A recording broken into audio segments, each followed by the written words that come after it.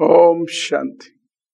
जब भी मैं स्टूडेंट थे उसी समय से भी मैं ईश्वर को शिवलिंग रूप से पूजा करते थे, बहुत भक्ति करते थे। शिव का नाम सुनने से मेरे को बहुत खुशी होता था। विशेष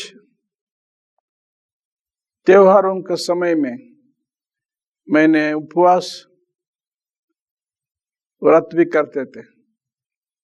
श्रावण सोमवार, कार्तिक सोमवार, महाशिवरात्रि आदि आदि विशेष शिव की त्योहार दिनों में।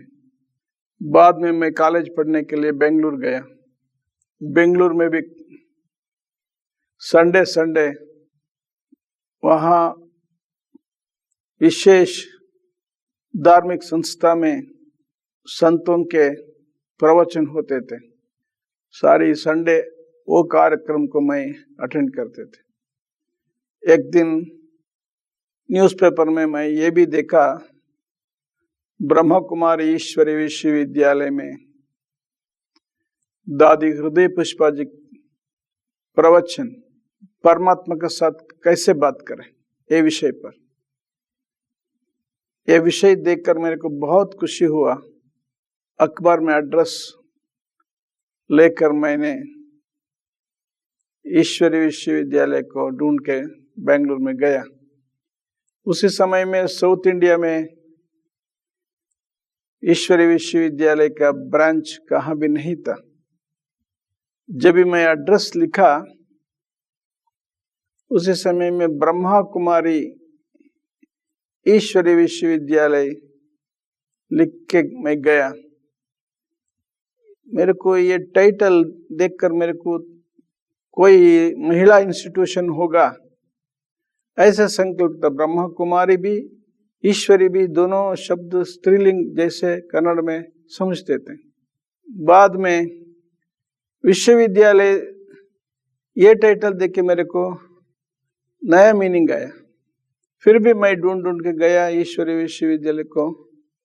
पहुंचने के समय तक लेट हो गए थे, प्रवचन कंप्लीट हो गए थे।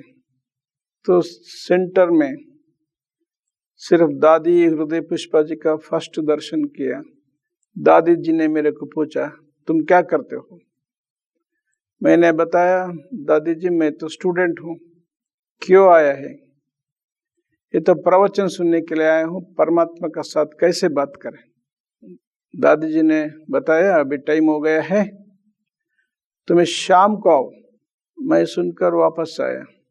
मैं सोचने लगा, ये दादी का जो दर्शन किया मैं तो ऐसे समझा ये कोई क्रिश्चियन मशीनरी का होगा, क्योंकि हिंदू संप्रदाय के जो भी तो देह के ऊपर नहीं था ना। फिर भी मेरे को डाउट आए थे, ये तो क्रिश्चियन मशीनरी ईश्वरी विश्वविद्यालय ईश्वर ऐसे रख के कुछ प्रचार किया हो कर रहा है, ऐसे मेरे को संकल्प आए। फिर बाद में शाम को भी गया। एक सीनियर दादा थे, इसका नाम है भूषण जी, वो तो मेरे को मिला। तो बाद में वो 7 days कोर्स स्टार्ट किया। तो देह और आत्मा के अंतर मेरे को बता के मेरे को, तुम तो शरीर नहीं है, तुम शरीर में रहने वाला आत्मा है, ज्योति स्वरूप है, ऐसे मेरे को ज्ञान दिया। ये ज्ञान सुनकर मेरे को बहुत नशा हो गया। तो कुछ रियलिटी बात इधर सिखा रहा है ऐसे। फिर बाद में 7 दिन तक मैं कोर्स लिया। विशेष आत्मा और परमात्मा के बारे में ज्ञान सुन के मेरे को फिर भी बहुत खुशी हो गया, क्योंकि परमात्मा के बारे में अभी तक कोई अच्छी रीति से मेरे को सुनाए नहीं थे। कोई संत महंत का जो प्रवचन भी सुने थे, सिर्फ बोलते थे परमात्मा परमात्मा भगवान। ऐसे परमात्मा का नाम क्या है, रूप क्या है, वो तो उसका ऐसे इन डिटेल कोई नहीं बोले थे। ये आत्मा और परमात्मा का व्यत्यास सुनकर मेरे को बहुत खुशी हो गया। तो फिर बाद में मैं जब भी स्टूडेंट हो के शिवलिंग को पूजा करते थे, परंतु शंकर की याद आते थे, क्योंकि हिंदू धर्म में शंकर को ही परमात्मा समझते, शंकर को ही शिव समझते हैं। तो जब भी मैं ध्यान में बैठने से भी शंकर को याद करते थे। इधर मेरे को परमात्मा का परिचय मिल गया, आत्मा परिचय मिल गया, आत्मा बन के परमात्मा को कैसे याद करना वो भी परिचय मिल गया। इससे मेरे को तो थोड़ा रास्ता अच्छी मिल गया। बाद में मैंने पूछा, ये शंकर जी है तो ये तपस्या क्यों करता है? तो भूषण जी ने बताया, ये शंकर जी ब्रह्मा विष्णु शंकर त्रिमूर्ति के एक है, इसकी ऊपर परमात्मा है, वही शिव है। शिव अलग गए, शंकर अलग गए, ऐसे में शिव शंकर के ऊपर इन डेप्थ डिटेल में नॉलेज दिया। तो शंकर जी परमात्मा शिव को याद करता है, ऐसे कोई अभी तक मेरे लाइफ में ऐसे नहीं बताए थे, इधर तो बता दिया। बाद में इससे भी मेरे को बहुत खुशी हुआ। ऐसे नॉलेज सुनते सुनते मेरे को ये विश्वास हो गया, तो यही रियल रास्ता होगा। क्योंकि सारे अब जब तक अभी तक सुने वो तो सभी पुराण की ज्ञान था, इधर तो आत्मा परमात्मा का ज्ञान है। तो शिव अलग है, शंकर अलग है, परमात्मा ने ब्रह्मा विष्णु को शंकर को ऊपर है, ऐसे नॉलेज मेरे को बहुत बहुत खुशी नॉलेज मिल गया। बाद में मेरे को तो परम धाम में परमात्मा रहता है, आत्मा भी पहले उधर ही थे। ये सृष्टि नाटक में भूलोक में पधारा है, साकार लोक में पधारा है आत्मा। तो ऐसे कुछ सुन के मेरे को ये भी डिटेल अच्छा था, नॉलेज मिल गया मेरे को। क्योंकि परम धाम में आत्मा थे, उसको कहेंगे मुक्ति, ऐसे जो सुन के मेरे को रियलिटी समझ के तो रियलाइजेशन होते थे। इस सारी सुनने के बाद पिता श्री ब्रह्मा बाबा का मुख द्वारा परमात्मा ईश्वर ने बात कर रहा है, ऐसे तो मुरली में जो ज्ञान मैंने सुन के तो बहुत खुशी होते थे। एक बाप दूसरा न कोई ये बात सुन के मेरे को रियली बाबा ने बात कर रहा है, शिव बाबा बात कर रहा है, ऐसे मेरे को थोड़ा थोड़ा निश्चय बैठने लगा। तो दादी जी ने प्रोग्राम बनाया माउंट आबू जाने के लिए। उसी समय में मेरे को भी दादी जी ने माउंट आबू जाने के लिए बताया। मैं तो बाबा का मिलने के लिए गया, साकार बाबा को भी मिला। मेरा जो भी नॉलेज अब तक मिला है, तो पिताश्री को देख के मेरे को फिर भी बहुत निश्चय हो गया। क्योंकि बाबा मुरली में ये सुनाया, ये है नंदीगण, मैं इसी रथ में आता हूँ, थोड़ा मैं बैल में आता हूँ, ऐसे बाबा ने मुरली में कहा जो बताया। इससे वो ब्रह्मा बाबा नंदीगण जैसे मेरे को नॉलेज मिल गया। परमात्मा तो इसलिए आता है सारी सृष्टि को ज्ञान देने के लिए, क्योंकि तो भक्ति की ज्ञान अलग है, भगवान की ज्ञान अलग है। फिर अव्यभिचारी भक्ति, तो व्यभिचारी भक्ति, शिव शंकर के व्यत्यास, सर्वात्मा का पिता के ज्ञान, त्रिमूर्ति के ऊपर परमात्मा है ऐसे ज्ञान, ऐसे बहुत रियल नॉलेज को सुन के मेरे को निश्चय भी हो गया। साकार बाबा को मिलके मेरे को बहुत निश्चय हो गया। बाबा का सामने हर एक दिन मैं बैठ के मुरली सुनने के भाग्य भी मिल गया। बाबा सबको बेंगलुरु वाले जो हमें गए थे, पर्सनल सब मुलाकात किया, इंडिविजुअली हर एक भाई बहनों को परिचय भी लिया। मैं बताया, बाबा मैं स्टूडेंट हूँ, साउथ में हिंदी नॉलेज हम लोगों को ज्यादा मालूम नहीं होता है, तो आप बीच बीच में मेरे को इंग्लिश में बोलो। बाबा हंसने लगा, क्योंकि थोड़ा शब्द हिंदी में थोड़ा शब्द इंग्लिश में मिक्स हो के आने से हम लोग इजी से समझने के लिए होते थे। बाबा मेरे को त्रिमूर्ति बैठ दिया, बच्चे अच्छे से पढ़ो, बताया। बाद में जब मैं बेंगलुरु वापस सभी पार्टी के साथ पहुंचा, तो हमेशा बुद्धि में ये बैठ गया, बाबा आ गया है, बाबा आ गया है, बाबा आ गया है, सारी दुनिया भी बदल होने वाला है, परिवर्तन होने वाला है। तो जब मैं कॉलेज में जाते थे, वो कॉलेज में क्लास में बैठने से भी जो प्रोफेसर सुनाते थे सब्जेक्ट्स को, वो मेरे को सब्जेक्ट की क्लास में बैठने से भी नॉलेज को नहीं ले सकते थे। हमेशा बाबा का याद आते थे, तो परंदाम के याद आते थे, मधुबन के याद आते थे। ऐसे हो गया। कुछ दिनों के बाद मुरली में ये भी आ गया, तो 10 बरस में विनाश हो जाएंगे, परिवर्तन हो जाएंगे, सत्युग आ जाएंगे। ऐसे मैं समझता हूँ 1976 जुलाई 1 जून मुरली में होगा वो। इससे मेरे को बहुत वैराग्य आ गया। मैं तो ये सारी पढ़ के कॉलेज में क्या करूं?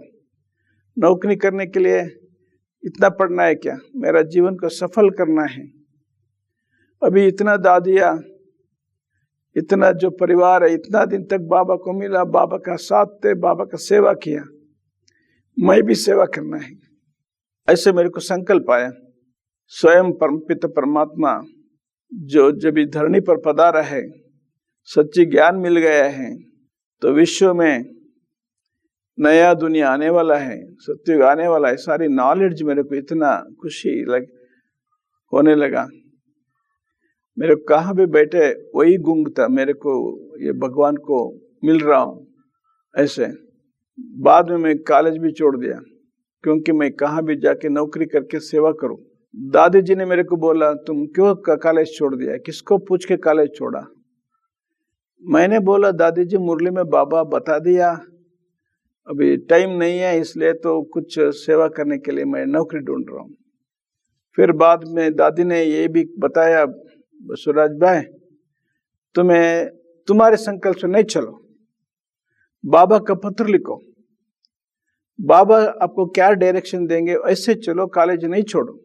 तो बाबा अभी ऑलरेडी मुरली में बता दिया है, फिर बाबा को बारंबार पूछने का क्या दादी जी जरूरत है? बाबा बोला है सबको ये नॉलेज है, परंतु आप पर्सनल आप उसको बाबा को पूछना चाहिए।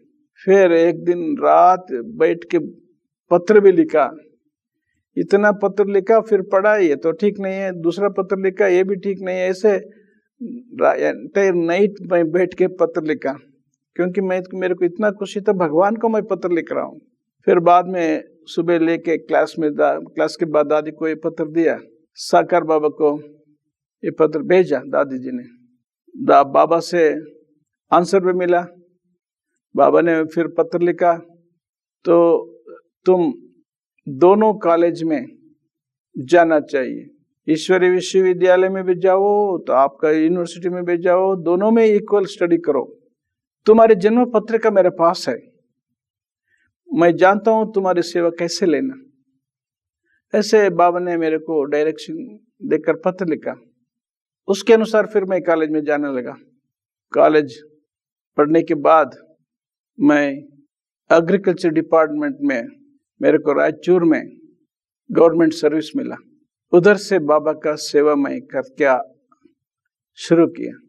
दादी हृदय पुष्पा जी ने, करुणाबाई जी ने तो उसी समय में रायचूर में आए थे। दादी जी का प्रोग्राम भी हुआ, भाई जी का प्रोग्राम भी हुआ। बाद में मेरे को हुबली को ट्रांसफर हुआ। मैं रायचूर में 3 बरस थे, उधर भी एक सेवा केंद्र चालू करके, तो बाद में इधर ट्रांसफर होकर आके बाबा का सेवा हुबली में स्टार्ट किया। गवर्नमेंट सर्विस हुबली में मैं ट्रांसफर होने के बाद बाबा का सेवा स्टार्ट भी किया। दादी जी, करुणा भाई, मृत्युंजय भाई, सभी सीनियर भाई, मरियप्पा, तुकाराम भाई, सभी हुबली में आए थे। हम लोग इधर एग्जीबिशन डाले थे, अच्छी रीति सेवा स्टार्ट हो गया।